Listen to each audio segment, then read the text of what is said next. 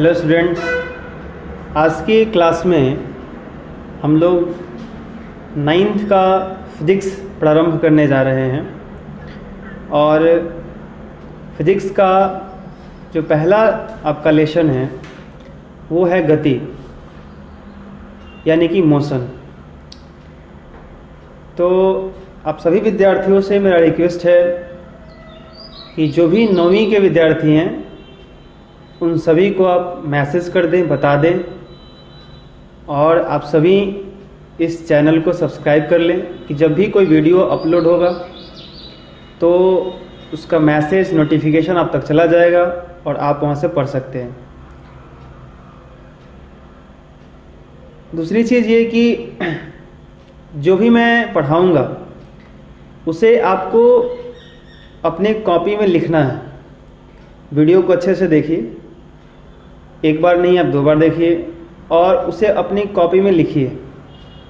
और उस परिभाषा को जैसे आप क्लासरूम में याद करके सुनाते थे वैसे ही आपको सुनाना है। आपसे वीडियो चैटिंग की सहायता से, फ़ोन कॉल के माध्यम से, वॉइस मैसेज के माध्यम से, व्हाट्सएप की सहायता से किसी न किसी प्रकार से आपका टेस्ट लगातार लिया जाएगा ऑनलाइन। जब तक यह लॉकडाउन है तब तक आप मन लगा के पढ़ाई करते रहें, वीडियो को देखते रहें, और अपने जो फ्रेंड्स हैं जो 9th क्लास में पढ़ते हैं उन्हें आप बता दें। और अब 9th, 10th, 11th और 12th इन चारों क्लासेस का जो फिज़िक्स है वो लगभग प्रारंभ हो चुका है। 1 महीने से 10th और 12th का क्लास चल रहा है। आज 9th का पहला क्लास है। 11th का भी 1-2 दिन में स्टार्ट होने वाला है।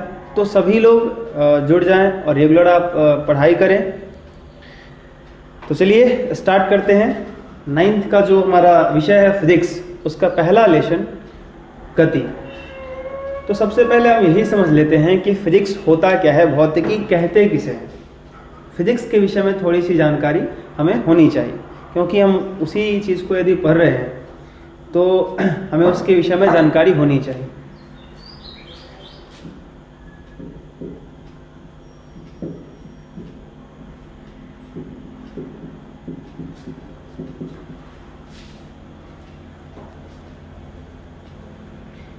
तो फिज़िक्स किसे कहते हैं? तो कहा जाता है कि प्राकृतिक घटनाओं का अध्ययन ही भौतिकी है। एक लाइन में जो है परिभाषा मैंने बोल दी, लेकिन इसी को और सजा के कहा जाए तो भौतिकी विज्ञान की वह शाखा है जिसमें प्रकृति तथा प्रकृति से जुड़े घटनाओं एवं नियमों का अध्ययन किया जाता है।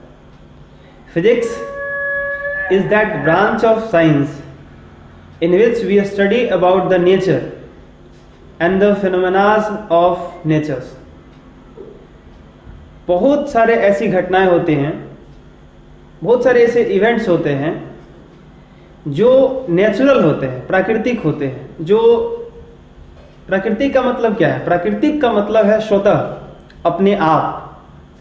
जैसे आप रोज दिन ये देखते हैं, अनुभव भी करते हैं, लेकिन शायद हमारे सामने सवाल खड़ा नहीं होता। ये जो दिन रात होता है अपने आप हो जाता है। कभी आपने सोचा कि दिन होने का या रात होने का कारण क्या है?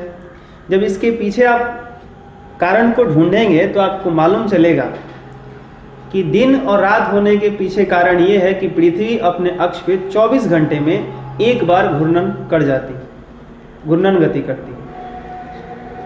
इसी तरीके से बहुत सारी ऐसी घटनाएं होती हैं जो प्राकृतिक हैं, जो नेचुरल हैं, जो अपने आप होती हैं। जैसे मैं एक बड़ा छोटा सा उदाहरण लेता हूं कि ये जो मेरे हाथ में स्केच है, अगर मैं इसे छोड़ दूं तो ये गिर जाता है।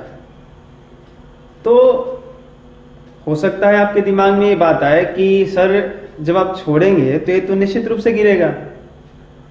तो आप मेरे एक सवाल का जवाब सोचिए कि मैंने इसको छोड़ा तो ये जो स्केच है ये इधर क्यों नहीं गया, इधर क्यों नहीं गया, आपकी तरफ क्यों नहीं गया, मेरी तरफ क्यों नहीं आया? या जो स्केच है यह नीचे ही क्यों जा रहा है? तो इसके पीछे आप जाएंगे तो आपको आंसर मिलेगा, आपको उत्तर मिलेगा कि पृथ्वी जो होती है वह प्रत्येक वस्तु को अपने केंद्र की ओर खींचती है।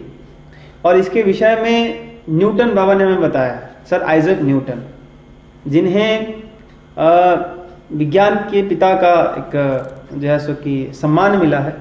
तो बहुत बड़े साइंटिस्ट रहे हैं, या हम लोग जब ग्रेविटेशन पढ़ेंगे तो वहाँ पे चर्चा करेंगे इस बात की कि वो कौन से बगीचे में बैठे थे, सेब गिरा था कि नहीं गिरा था, कैसे ग्रेविटेशन की खोज हुई थी, इन सारी चीज़ों की चर्चा करेंगे। लेकिन मेरा बस यहाँ पे बस सिर्फ ये सवाल है कि ये जो स्केच है इसको मैं छोड़ता हूँ तो ये अपने आप गिरता है, इसको कोई गिरा नहीं रहा, मैं इसको फेंक नहीं रहा, मैं सिर्फ इसको छोड़ रहा हूँ। तो ये स्केच अपने आप गिर रहा है, स्वतः गिर रहा है। तो ये भी एक नेचुरल इवेंट है। तो आपके रोजमर्रा के जीवन में जो भी घटनाएं स्वतः होती हैं, अपने आप होती हैं, उन सभी घटनाओं को हम कहते हैं प्राकृतिक घटना, नेचुरल इवेंट्स।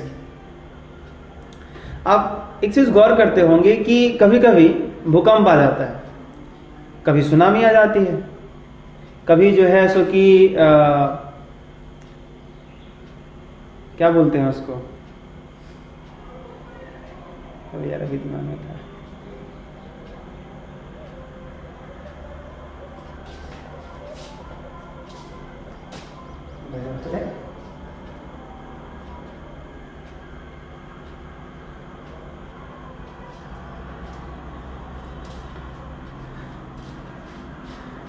ज्वार भाटा आ जाता है। तो इस तरह की बहुत सारी घटनाएं होती हैं जो स्वतः होती हैं। तो इन सब के पीछे आप कारण को खंगालेंगे, कारण के विषय में पढ़ेंगे तो आपको समझ में आएगा कि कोई ना कोई फिजिक्स से रिलेटेड, भौतिकी से संबंधित कुछ ऐसे टॉपिक्स हैं जिसको पढ़ेंगे तो उसके कारण आपको समझ में आएंगे, मालूमात होंगे, समझ में आएंगे। तो भौतिकी जनरली क्या है, फिजिक्स क्या है? तो विज्ञान की वह शाखा जिसमें प्रकृति से जुड़े घटनाओं एवं नियमों का अध्ययन किया जाता है, या जो भी घटनाएं प्राकृतिक होती हैं, जो स्वतः होती हैं, वैसी घटनाओं का यह अध्ययन हम करते हैं, तो फिजिक्स है, भौतिकी है।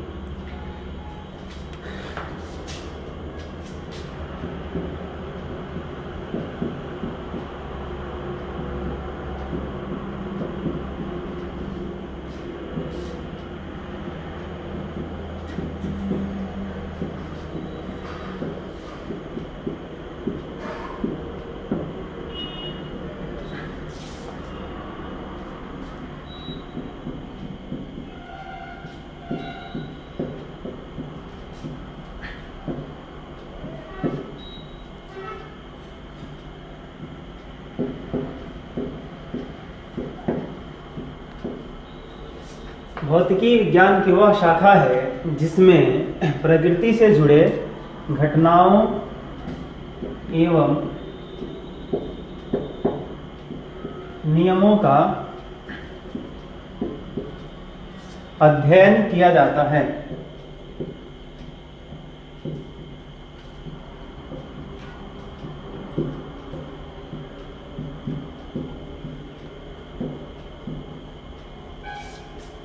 अर्थात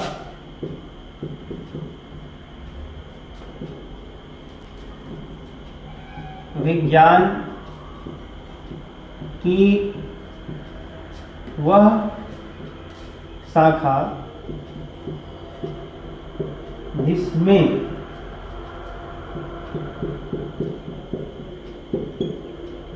प्राकृतिक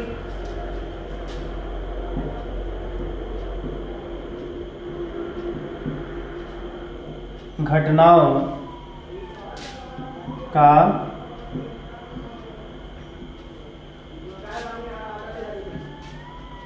अध्ययन किया जाता है,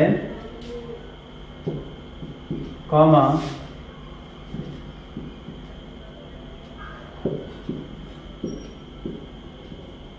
भौतिकी कहलाता है।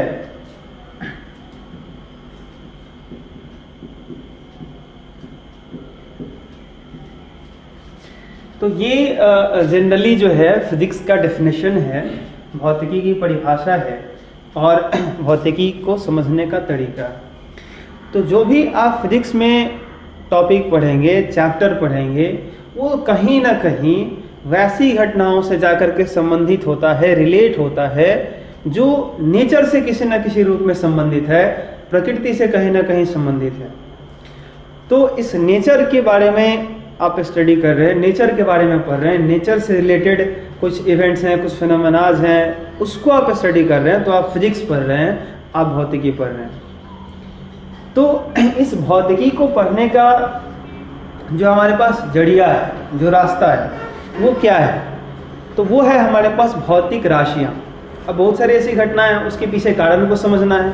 तो जिन कारण को समझना है उसके लिए हम छोटे छोटे टॉपिक्स बनाए, जैसे गति क्या होता है, विराम क्या होता है, निर्देश तंत्र क्या होता है, बल क्या होता है, विस्थापन क्या होता है, चाल क्या होता है, दूरी क्या होती है। तो ये जो छोटे छोटे टर्म्स हैं, जो छोटे छोटे शब्द हैं, इनको हम समझते हैं, पढ़ते हैं, और फिर इन टॉपिक्स की सहायता से किसी प्राकृतिक घटना और उससे जुड़ा हुआ जो नियम है उसको पढ़ने का, उसको अध्ययन करने का प्रयास करते हैं। जैसे प्रारंभ के उदाहरण में मैंने ये बोला था कि जब मैं इसको छोड़ता हूँ तो ये गिरने लगती है। तो जब ये नीचे की ओर स्केच गिर रहा है, तो यदि हमसे कोई पूछ दे कि बताइए यह स्केच यहाँ पे था, इस पॉइंट पे था, तो इसकी चाल कितनी थी, इसका स्पीड क्या था, जब ये यहाँ से यहाँ तक आया तो ये कितना डिस्प्लेसमेंट ट्रैवल किया, कितना इसका विस्थापन हुआ, जब यहाँ से यहाँ आया है तो इसका एक्सीलरेशन क्या है, इस पॉइंट पे इसका त्वरण क्या है। तो यदि हम ये समझना चाहते हैं कि भाई एक वस्तु को छोड़ते हैं और पृथ्वी इसको अपनी तरफ खींच रही है, जो नेचुरल है, जो अपने आप है, जो होना है, जो तय है, तो यह स्केच यदि पृथ्वी सतह पे गिरती है तो इसको गिरने में कितना समय लगता है। ठीक है, स्वतः गिर रही है, लेकिन हमें ये कैलकुलेट करना है। नेचर से रिलेटेड, प्रकृति से रिलेटेड यह घटना है और इससे संबंधित हमें ये प्राप्त करना है कि इसको गिरने में कितना समय लग रहा है, ये कितना विस्थापित हो रही है, जब ये पृथ्वी से टकराती है उस समय इसका वेलोसिटी क्या था, इसकी चाल क्या थी। तो तरह तरह के क्वांटिटीज हैं जिनको हमें पढ़ना है। और ये जो घटना है, स्केच के गिरने की घटना है, ये क्या है? प्राकृतिक घटना है और प्रकृति से जुड़ी हुई चीज है। तो ये जो भौतिकी है, इसका अध्ययन करने के लिए हमारे पास कुछ वर्ड्स हैं, कुछ शब्द हैं, कुछ टॉपिक्स हैं जिनको हमने नाम दिया है भौतिक राशियां, फिजिकल क्वांटिटीज। तो हम भौतिक राशियां किसे कहते हैं, जरा ये समझते हैं।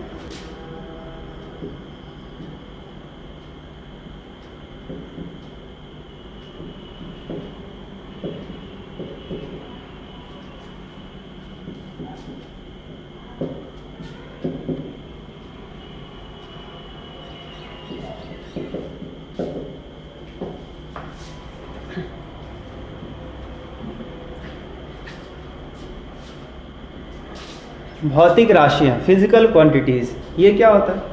तो इसका डेफिनेशन हमने बनाया कि जिन शब्दों के आधार पर भौतिकी का अध्ययन किया जाता है, उन शब्दों को भौतिक राशियां कहते हैं, फिजिकल क्वांटिटीज कहते हैं। जो भी वर्ड्स हैं, जो भी शब्द हैं, जो भी टॉपिक हैं, जिनके आधार पर हम फिजिक्स को पढ़ेंगे, फिजिक्स यानी प्राकृतिक घटना को पढ़ेंगे, नेचुरल इवेंट्स जो अपने आप हो रही हैं, जो स्वतः हो रही हैं, उसको पढ़ेंगे। तो उनका जो आधार है, जिस शब्द के आधार पर पढ़ेंगे, उन शब्दों को ही हम भौतिक राशियां कहते हैं, फिजिकल क्वांटिटीज कहते हैं। तो भौतिकी का अध्ययन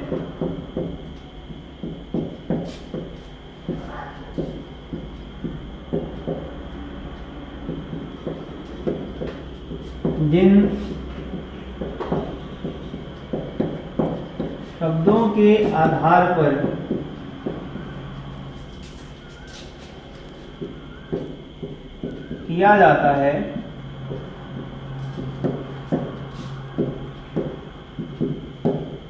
उन्हें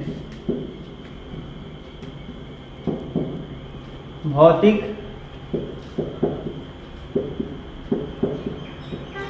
राशियां कहते हैं।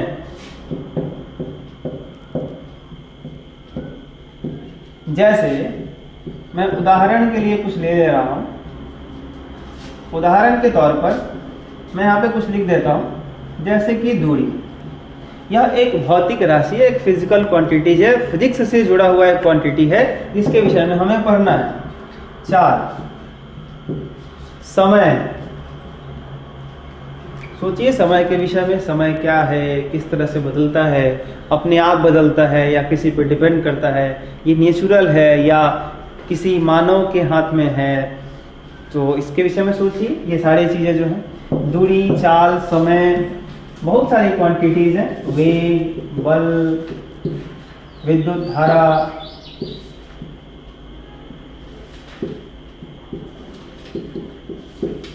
आदि। तो इस तरह से बहुत सारी क्वांटिटीज हैं जो भौतिक राशियां हैं, फिजिकल क्वांटिटीज हैं, लेकिन उनमें से कुछ मैंने यहाँ पे लिखे हैं। ठीक है, धीरे धीरे इसको हम लोग जब कैटेगराइज करेंगे, जब इसको वर्गीकृत करेंगे, क्लासिफाइड करेंगे, बांटेंगे, तो हम लोग ये समझने का प्रयास करेंगे कि भाई कौन क्या है और किस तरीके से हम पढ़ेंगे। तो अभी यहाँ पे ये जो टॉपिक्स मैंने लिखे हैं, जो शब्द लिखे हैं, इन सबको हम भौतिक राशियाँ कहते हैं, क्योंकि हमें कोई भी यदि भौतिक घटना के विषय में अध्ययन करना होगा, फिजिक्स के बारे में जैसे कि पढ़ना होगा, तो जरूरी है कि ये शब्द का मतलब और इस शब्द का बोध हो, हमें ज्ञान हो। हमें जैसे मान लीजिए, आप साधारण तौर पे एक सिंपल सा सवाल आपसे पूछ दिया जाए कि सूर्य से प्रकाश किरण चल के पृथ्वी तक आती है, तो ये सब लोग जानते हैं कि सूर्य से पृथ्वी तक प्रकाश किरण को पहुंचने में 8 मिनट 20 सेकंड लगभग ये समय लगता है। ठीक है, ये हमारा नॉलेज है, हम याद करते हैं। ठीक है, तो आप वहाँ पे जो बात कर रहे हैं कि सूर्य के प्रकाश किरण की जो चाल है, वो उसको आने में जो समय लग रहा है 8 मिनट 20 सेकेंड, फिर आप सूर्य से पृथ्वी की दूरी कितनी है, तो सन अपने आप में नेचुरल है, अर्थ अपने आप में नेचुरल है, और सूर्य से प्रकाश किरणें पृथ्वी तक पहुंच रही है, तो ये भी नेचुरल है, ये अपने आप हो रहा है। हम फोन कॉल करके नहीं बोलते कि सूर्य भगवान जग जाइए, सुबह हो गया है, सुबह का 7 बजा है, अब प्रकाश किरण को भेजिए। ये हमारे कारण नहीं होता, ये मानव के हाथ में नहीं है, ये अपने आप होता है। पृथ्वी अपने अक्ष में घूमती है, दिन रात होता है, सूर्य से प्रकाश किरणें पृथ्वी तक पहुंचती है, उसकी अपनी चाल है, उसको अपना समय लगता है, उसको अपनी दूरी तय करनी है। तो यदि हम समझना चाहते हैं, उसे पढ़ना चाहते हैं, तो जरूरी है हमें ये बात समझ में आए कि दूरी क्या है, चाल क्या है, समय क्या है, और इन तीनों के बीच में संबंध क्या है। आप ये बात जानते होंगे कि चाल जो होता है वो दूरी बटा समय होता है, फॉर्मूला होता है, आगे मिलेगा। तो ये हमें समझना पड़ेगा इन सारे शब्दों को।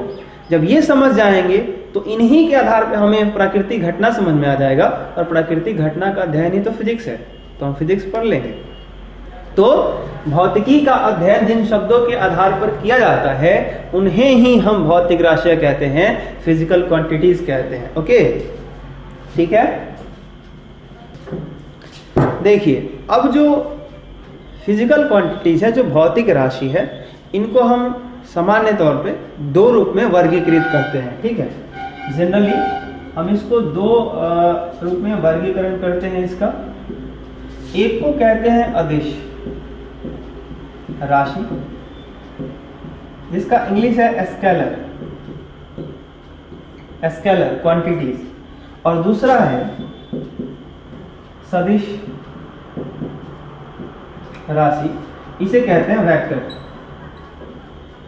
ठीक है, स्केलर क्वांटिटीज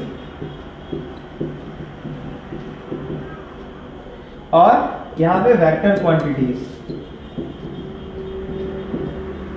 ठीक है, तो स्केलर क्वांटिटीज अदिश राशि, वेक्टर क्वांटिटीज सदिश राशि।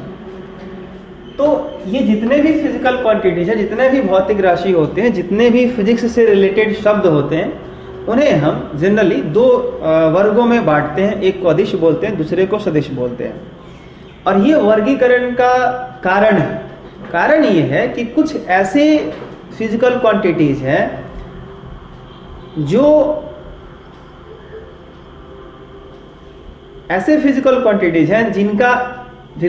जिनका जो मैथमेटिकल सॉल्यूशन है, गणितीय संक्रिया है, जिसको हम जोड़ घटाव गुणा भाग कहते हैं, वो क्या है कि एक अलग तरह से चलता है।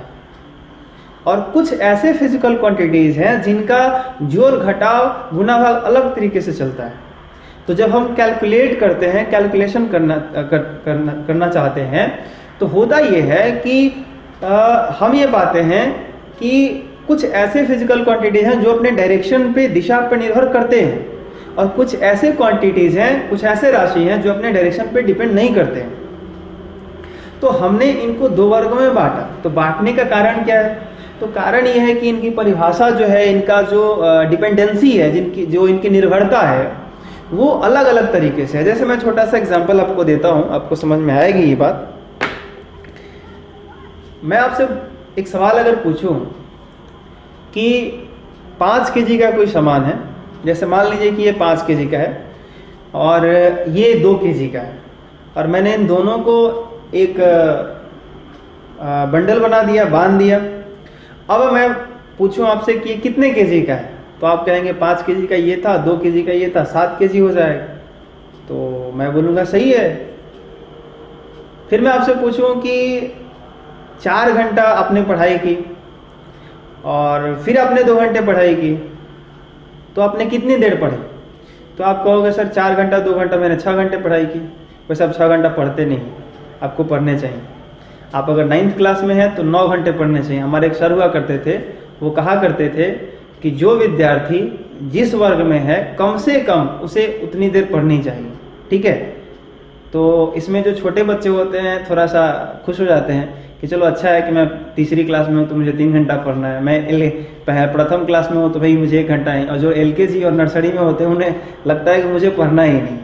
खैर वो बात नहीं है, आप इसको समझने का प्रयास कीजिए कि यदि आप 9th में हैं तो आपको सिलेबस का बहुत बड़ा हिस्सा आपको पढ़ना पड़ता है, तो टाइम तो देना चाहिए आपको। ठीक है? तो आप यदि 6 घंटे पढ़ते हैं, फिर 2 घंटे और पढ़ते हैं, तो आप बोलोगे 8 घंटे पढ़ते हैं, हमने 8 घंटे पढ़ा। तो यहाँ पे मैंने 2 चीज़ के बारे में जिक्र किया। एक पहला जो था वो मास था। मैंने क्या बोला था कि ये 5 kg है और ये 2 kg। तो यहाँ पे मैं किस चीज़ की बात कर रहा था? द्रव्यमान की, मास की।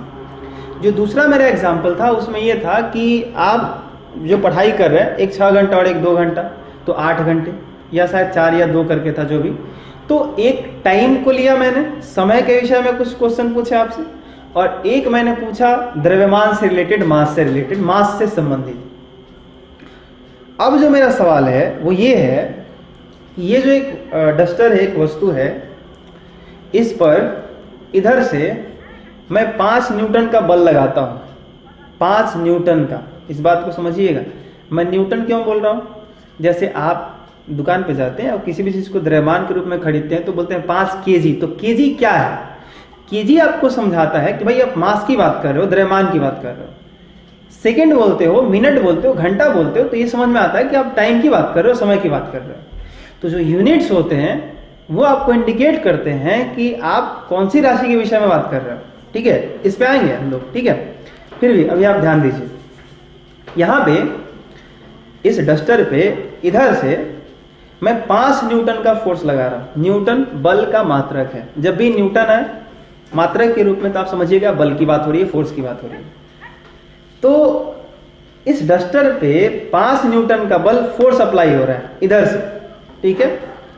और इसी डस्टर पे 5 न्यूटन का बल अप्लाई हो रहा है इधर से।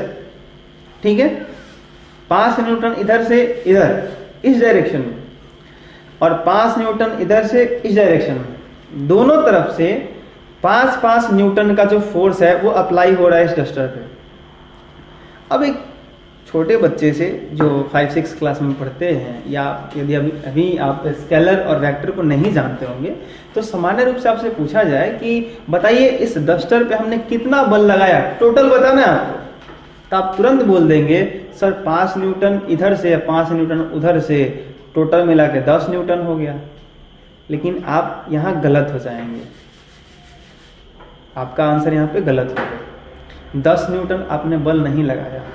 जब आप वेक्टर पढ़ेंगे, इसके विषय में जानकारी प्राप्त करेंगे, तो यहाँ पे जब कैलकुलेशन करेंगे और निकालेंगे तो आएगा 0 न्यूटन। तो फिर आपके दिमाग में सवाल आएगा कि कैसे संभव है कि 5 न्यूटन इधर से लगाए, 5 न्यूटन इधर से लगाए और डस्टर पे बल लगा 0 न्यूटन। तो ये हैरान परेशान करने वाली बात थोड़ी सी है। दूसरी चीज़ ये है कि अगर ऐसा किया जाए कि 5 न्यूटन इधर से लगाया जाए और 2 न्यूटन इधर से लगाया जाए इधर, तो इस डस्टर पे पता है कितना बल लग रहा होगा? 3 न्यूटन। 5 इधर से लगाइए और 2 इधर से लगाइए, तो अब लग रहा होगा 5 और 2 7 होना चाहिए, लेकिन 5 और 2 7 नहीं होगा। यहाँ पे 5 में से 2 घटाना पड़ेगा। और क्यों घटाना पड़ेगा, इसका सब कारण है, हम लोग चर्चा करेंगे। लेकिन मैं आपके दिमाग में कुछ सवाल खड़ा करने के लिए, आपको थोड़ा सा परेशान करने के लिए ऐसे एग्जाम्पल दे रहा हूँ, ताकि आपको लगे कि भाई वेक्टर और स्केलर ये दोनों अलग अलग चीजें हैं, एक चीज नहीं है। तो आप जो मास से रिलेटेड, द्रव्यमान से संबंधित बड़ा सीधे जोड़ दे रहे थे कि 5 kg और 2 kg 7 kg होता है, 3 kg 2 kg 5 kg होता है, 4 घंटा 2 घंटा 6 घंटा होता है, वैसे ही यदि आप चाहें कि फोर्स को जोड़ दें, बल को जोड़ दें कि 5 न्यूटन और 5 न्यूटन 10 न्यूटन होता है, 5 न्यूटन और 2 न्यूटन 7 न्यूटन होता है, तो हर बार आपका आंसर सही नहीं होने वाला, वो गलत भी हो सकता है। यहां पे एक दूसरा एग्जांपल लेते हैं। इसी डस्टर पे आप 5 न्यूटन इधर लगाइए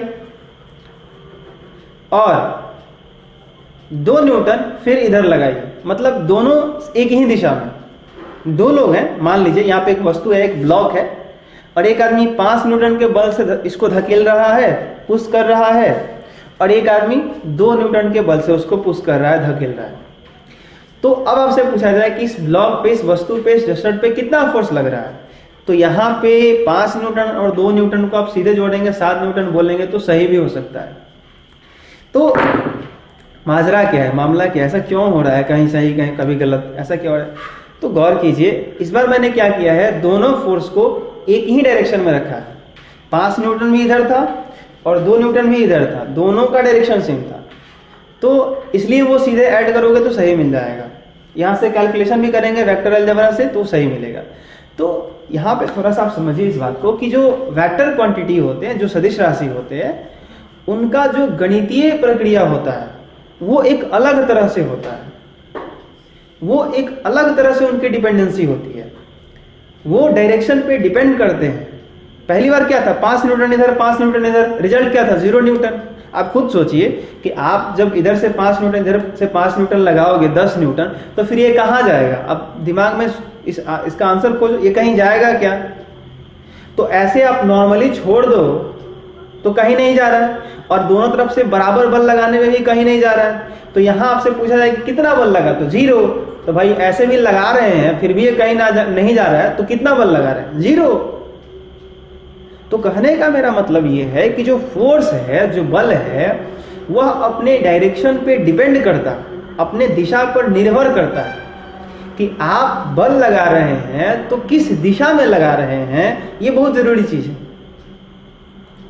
तो जितने भी क्वांटिटीज, जितने भी राशि, जितने भी भौतिक राशि अपने दिशा पर निर्भर करते हैं, डायरेक्शन पे डिपेंड करते हैं, उन्हें हम एक अलग वर्ग में रखते हैं और उनका हमने एक अलग नामकरण किया है। हम उन्हें कहते हैं सदिश राशि, वेक्टर क्वांटिटीज कहते हैं। और जिन क्वांटिटीज का जो डायरेक्शन पे डिपेंड नहीं करते, जो ही भौतिक राशि दिशा पर निर्भर नहीं करते, उनको हम क्या कहते हैं, अदिश राशि। तो इन दोनों का बड़ा सिंपल सा डेफिनेशन है, आसान है।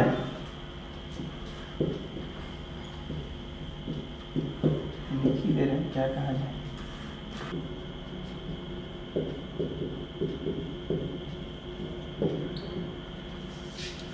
क्या लिखा मैंने, वैसी भौतिक राशि जिनके पास परिमाण होता है तथा जिन्हें जोड़ने के लिए साधारण गणित का प्रयोग किया जाता है, अदिश राशि कहलाते हैं। देखिए, इसमें एक वर्ड हम लोग जोड़ भी सकते हैं कि दिशा भी होती है, लेकिन बहुत सारे ऐसी क्वांटिटीज होती हैं अदिश राशि में कि उनके पास डायरेक्शन नहीं होता है। कुछ अदिश राशि होती है जिनके पास दिशा भी होता है, लेकिन उनका जो सॉल्यूशन है, उनका जो कैलकुलेशन है, उनकी जो गणितीय प्रक्रिया है वो साधारण गणित से ही हो जाता है, जनरल मैथमेटिक्स। अब आपको लग रहा हो ये कुछ नया मैथमेटिक्स आ गया क्या? ऐसा कुछ नहीं है। जनरल मैथमेटिक्स बचपन से आप पढ़ते आ रहे हैं। जोड़ घटाव, जो सिंपल जोड़ घटाव गुणा भाग आप पढ़ते हैं वही है जनरल मैथमेटिक्स। जैसे कि मैंने बोला था शुरू में, 5 kg 2 kg कितना होगा? 7 kg। 5 घंटे 2 घंटे 7 घंटे, या 5 मीटर दूरी 2 मीटर दूरी 7 मीटर, 5 मीटर लंबाई 2 मीटर लंबाई 7 मीटर, जैसे कि आपका 10 मीटर प्रति सेकेंड चाल और 2 मीटर प्रति सेकेंड चाल, उसको आप सीधे ऐड कर सकते, सीधे जोड़ सकते हो। तो जितने सारी राशियों को सीधा जोड़ सकते हैं, सीधा घटा सकते हैं, और आपका कैलकुलेशन कॉपी पे, आपका जो कैलकुलेशन है कॉपी पे और धरातल में प्रैक्टिकल, अगर आप जमीन पे उस चीज को प्रैक्टिकल कर रहे हैं और आप कॉपी पे जो काम कर रहे हैं, ये दोनों सेम है, तो समझिए कि आप सही जा रहे हैं। जैसे क्या होता है, कोई भी चीज एक्सपेरिमेंट होती है तो एक्सपेरिमेंट एक अलग होता है जो प्रूफ किया जाता है कि भाई हाँ ये बात सही है या गलत है, और दूसरा क्या होता है, एक कैलकुलेशन कॉपी पे होता है कि हाँ उसका हम ये कॉपी पे सॉल्व कर रहे हैं, सॉल्यूशन कर रहे हैं, तो कॉपी पे बनाया तो उसका इतना आंसर आया।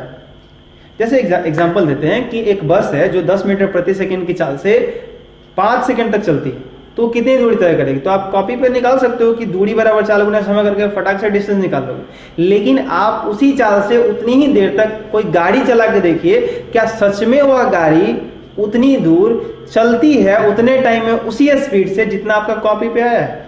अगर आपका कॉपी वाला काम और धरातल पे काम दोनों बराबर है तो कहीं ना कहीं आपका फॉर्मूला सही है जो दूरी बराबर चाल गुना समय आप लगाते हैं। तो ये बहुत जरूरी चीज है। तो ये जो जनरल मैथमेटिक्स है ये जनरली इस्तेमाल होता है वैसे क्वांटिटी को जोड़ने के लिए जिनके पास डायरेक्शन नहीं होता है। कुछ ऐसे भी क्वांटिटी हैं जिनके पास डायरेक्शन होता है, मैं नाम लेना चाहूंगा, विद्युत धारा, इलेक्ट्रिक करंट, उसके पास डायरेक्शन होता है। 10th में इसकी थोड़ी सी जानकारी है और आप खासकर 12th जब पढ़ेंगे तो आपको मजा आएगा उसमें पढ़ने में और डायरेक्शन को समझने में कि क्यों ऐसा नहीं होता है, कि इसको वेक्टर में क्यों नहीं रखते डायरेक्शन होने के बावजूद। और आगे जाएंगे तो आपको और भी ऐसी क्वांटिटीज मिलेगी जिनके पास डायरेक्शन है और वो भी अदिश राशि है, सदिश नहीं है। तो बच्चे अक्सर कंफ्यूज रहते हैं 9th स्टैंडर्ड में कि सर सदिश के पास दिशा होता है, अदिश के पास दिशा नहीं होता है। तो आप इसके कंफ्यूजन में मत जाइए। आप ये याद रखिए कि अदिश राशि वो होता है जिसका गणितीय संक्रिया, जिसका गणितीय समाधान, जो गणितीय हम हल करते हैं वो जनरल मैथमेटिक्स, साधारण गणित के आधार पर करते हैं। ठीक है, जो सिंपल जोड़ घटाव गुणा भाग करते हैं वैसे जो आप जानते हैं उसके आधार पर करते हैं तो अदिश राशि है। और इसमें डायरेक्शन का कोई बहुत बड़ा मुद्दा नहीं है। डायरेक्शन अगर होगा भी तो उस पर डिपेंड नहीं करता है, निर्भर नहीं करता है, उसी को हम अदिश राशि कहते हैं।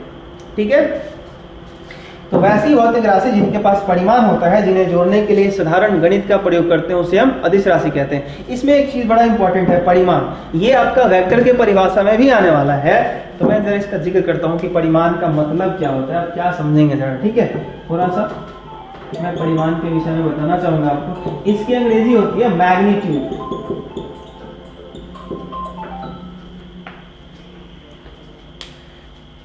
तो चलिए थोड़ा सा मैं आपको परिमाण के विषय में बताना चाहूंगा। इसकी अंग्रेजी होती है मैग्नीट्यूड। ये जो परिमाण है यह क्या होता है, मैग्नीट्यूड क्या होता है? तो बड़ा आसान है, थोड़ा सा टाइम लीजिए। ये मैंने क्या लिखा, पढ़िए, 4। अब मैं पूछूं कि ये 4 क्या है, तो आप नहीं बता पाएंगे। बस आप सिर्फ इसको 4 पढ़ सकते हैं और कुछ नहीं पढ़ सकते हैं।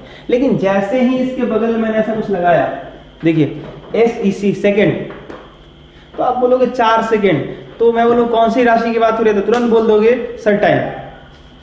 फिर मैंने लिखा, अब पढ़िए, फिर वही 4, लेकिन मैं अब लगाता हूं उसके बगल में केजी। अब आप कहोगे सर ये 4 केजी जो है ना, ये मास की बात हो रही है, द्रव्यमान की बात हो रही है कि नहीं? मैं यहाँ पे लिखा 4 और बगल में लिख दिया m, यानी कि मीटर, तो 4 मीटर। तो आप समझोगे सर लंबाई की बात चल रही है। तो इस बात को जरा समझिए कि ये जो अंक है, ये जो न्यूमेरिकल वैल्यू जो मैंने आंकिक मान रखे हैं 4, ये अगर अकेला है तो अपने आप में मीनिंगलेस है, महत्वहीन है, इसका कोई मतलब नहीं बनता।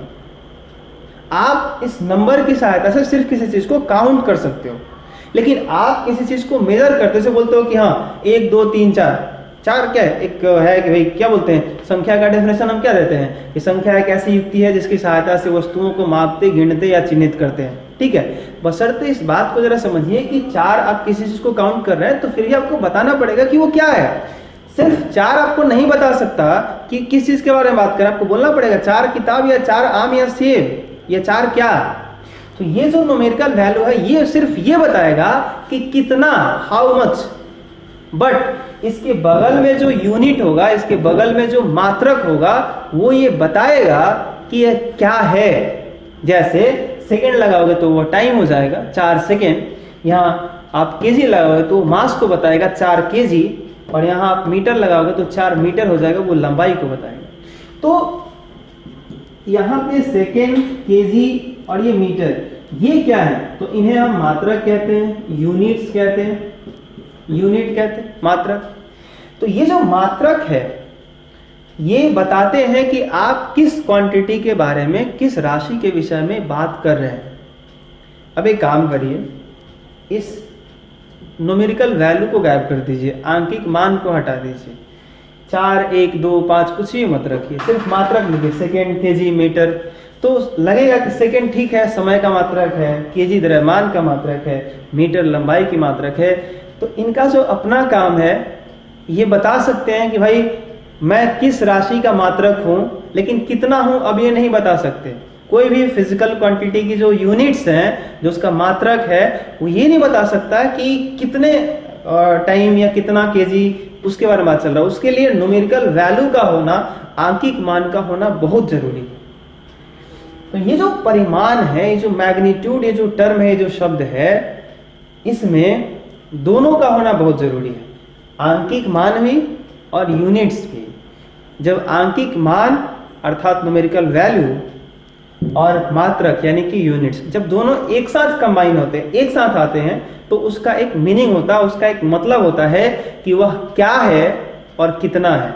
जैसे मैंने यहाँ पे लिखा 10, यहाँ पे 5, यहाँ पे 9, ये बताएगा 10 सेकेंड, टाइम की बात हो रही है, और 10 सेकेंड है, वो कितना है, 5 केजी द्रव्यमान की बात हो रही है, और वो कितना है, 9 मीटर, किसकी बात हो रही है, लंबाई की बात हो रही है, और कितना है वो, 9 मीटर। तो कौन सी राशि है और कितना है, इसके लिए हमें दोनों चीज चाहिए, न्यूमेरिकल वैल्यू अर्थात आंकिक मान, और उसके साथ साथ यूनिट चाहिए, मात्रक चाहिए। तो जब ये दोनों चीजें आपस में एक साथ कंबाइन आते हैं तो हम उसे मैग्नीट्यूड कहते हैं, परिमाण कहते हैं। तो अदिश राशि के पास, वैसी भौतिक राशि जिसके पास परिमाण होता है, तो परिमाण होने का मतलब ये दोनों चीजें होनी चाहिए। ठीक है, तो ये मैग्नीट्यूड जो है ये इंपॉर्टेंट चीज है, इसको समझना आवश्यक था, तो ध्यान रखिएगा। तो वैसी भौतिक राशि जिनके पास परिमाण होता है तथा जिन्हें जोड़ने के लिए साधारण गणित का प्रयोग करते हैं, उसे अदिश राशि कहते हैं, स्केलर क्वांटिटी कहते हैं। एग्जाम्पल में आप लिख सकते हैं दूरी, चाल, समय, द्रव्यमान, क्षेत्रफल, ठीक है, आयतन। तो इस तरह से बहुत सारी ऐसी राशियां हैं जो अदिश राशि है, जिन्हें हम सीधे जोड़ें, सीधे घटाएं तो कोई फर्क नहीं पड़ता। लेकिन वही मैंने जैसे एग्जांपल दिया था, बल 5 न्यूटन 5 न्यूटन, तो आप नहीं बोल सकते 10 न्यूटन। 5 न्यूटन 5 न्यूटन 0 हो सकता है, 5 न्यूटन 5 न्यूटन 8 भी हो सकता है, 5 न्यूटन 5 न्यूटन 10 भी हो सकता है। उसका डायरेक्शन हम लोग देखेंगे कि कब डायरेक्शन, अलग अलग डायरेक्शन पे किस तरह से फोर्स का जो रिजल्ट है, जो परिणामी है, रिजल्टेंट है, वो चेंज करता है अलग अलग डायरेक्शन के अनुसार। हम लोग देखेंगे जब वेक्टर पढ़ेंगे तो, ठीक है। ओके, यहाँ पे एक चीज और आपको क्लियर कर दें, बच्चे बहुत ज्यादा कंफ्यूज होते हैं, इसको जरा पढ़िए। ये क्या है, परिणाम, ये क्या है, परिमाण। तो परिमाण का मैंने मतलब बता दिया है। अब परिणाम का मतलब क्या होता है, इसका अंग्रेजी होता है रिजल्ट। तो कहीं ऐसा ना हो कि आप इसको ये समझ लें, कंफ्यूजन से दूर रहिए। ये है परिणाम, रिजल्ट। जैसे आपने मान लीजिए कि मैट्रिक का एग्जाम दिया और आपका उसमें 500 में 450 मार्क्स आ गया, बहुत खुश हो गया। तो 450 मार्क्स क्या है, वो परिमाण है, मैग्नीट्यूड है। लेकिन आपका रिजल्ट क्या है, क्या पास हो गए, फर्स्ट डिवीजन आ गया, सब लोगों को मालूम है वो जो है की, तो कितना और क्या, ये चीज अगर आप बात करते हैं तो वो क्या है, मैग्नीट्यूड है, परिमाण है। और रिजल्ट क्या होता है, किसी भी काम को आप कर रहे हैं उसके बाद में आपको प्रतिफल के रूप में क्या मिलता है, रिजल्ट क्या मिलता है, आप पास हुए फेल हुए, रिजल्ट क्या है, उस तरह का चीज है। ठीक है, तो ये दोनों चीजें थोड़ी सी डिफरेंट है, इसको ध्यान में रखना है। ओके।